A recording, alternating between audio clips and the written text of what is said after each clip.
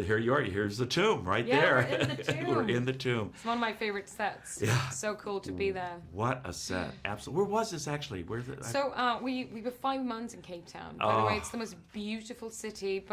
And then they built in a studio in South Africa. They built the tomb, and I must say, I mean, even I kind of just assumed that a lot of these big action films nowadays, they rely a lot on CGI and green screen, and our director was very stubborn on to bring that kind of more authentic feel. He wanted it to be set builds, which meant, like, as an actor, I got to go in and just be like blown away.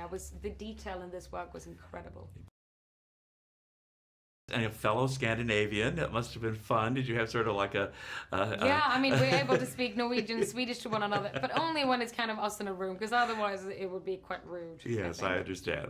But maybe you had a similar sensibility, and I know you were familiar with his films, which made it was nice as well. I was. Well, this is terrific. I mean, first of all, it's a great action film, but so often these kinds of films, that's all there is. There's the action and there's all of that, but there's a lot of intimacy here too. I mean, talk a little bit about the father-daughter relationship, because I think that's an important theme here. Definitely. And I think that relationship, especially when I was introduced to what they want to do with this film, when I met the director and the producers, is that the father-daughter relationship is really at the core of the story. And you could pull that one out and put it in any genre, and it would be effectful and something that you will want to follow. And that meant that I thought, like, okay, so we can now step into this universe. And of course, I grew up watching Angelina Jolie make her into an icon on the screen with the films back then, but we can make something that can be relatable for a 2018 audience, but that will be something new, a very kind of human connection to this character and her journey that she goes on to become the very well-known action hero that she, of course, is.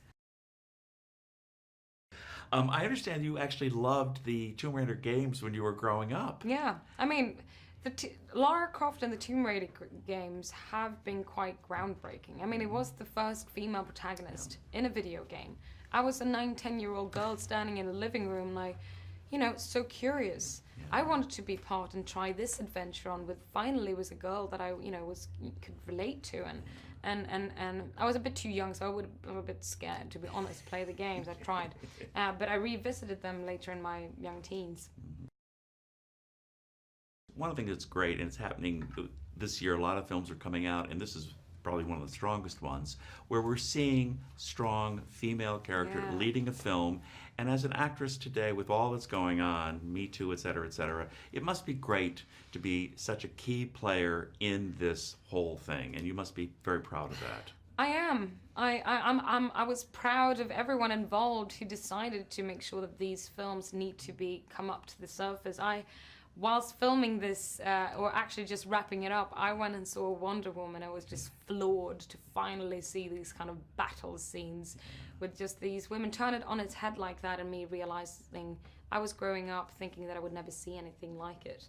And I really think that in the times we're in now, it's wonderful that it's such creativity going on, and people are so hungry for these stories that sadly haven't been shined a light upon before. So I'm very proud of being part of this.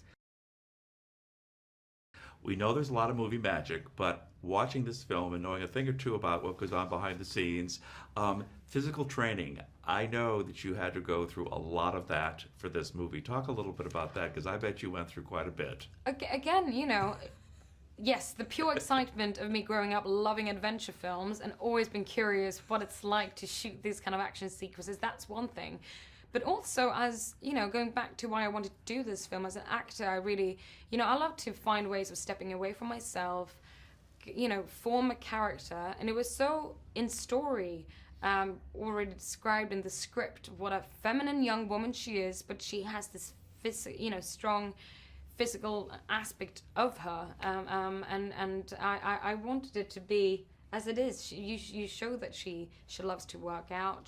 She's on her bike in the beginning of the film, and that makes you believe that if this film now is set more in a reality closer to ours, it needs to be plausible.